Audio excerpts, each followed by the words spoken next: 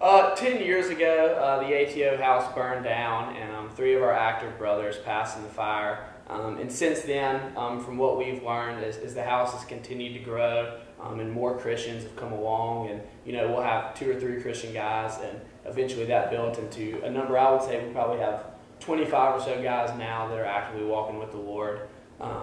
And what we've done in the past is we've had a weekly Bible study where we probably have an average of about 25 guys, about the same. And we do a freshman study where we make all of our pledges attend a study with another sorority. And this year we're doing it with Delta Gamma.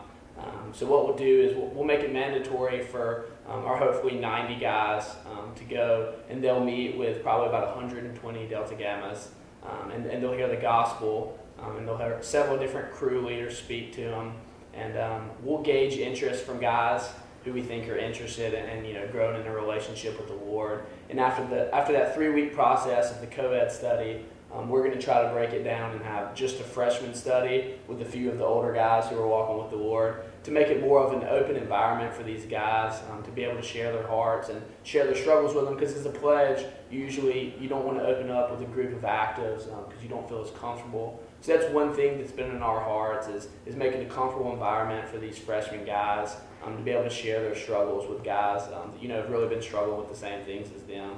But that's really what's been going on in our house. So where it starts out is in rush. We want to rush some guys that are good, solid guys who already have some faith. We're not looking to go strictly super Christian organization. We're trying to get some guys that are, it's a good balance so that we can have people to continue the legacy that we're trying to build and that has been built before us. Also, we want to transition from the pledge Bible studies to one-on-one interactions with the pledges, just to make sure they understand and get some feedback from them. We've got about 5 or 6, or probably more than that, guys who are interested in meeting with a certain amount of pledges, maybe 10 or however many, and just setting a time to have discipleship and fellowship with them.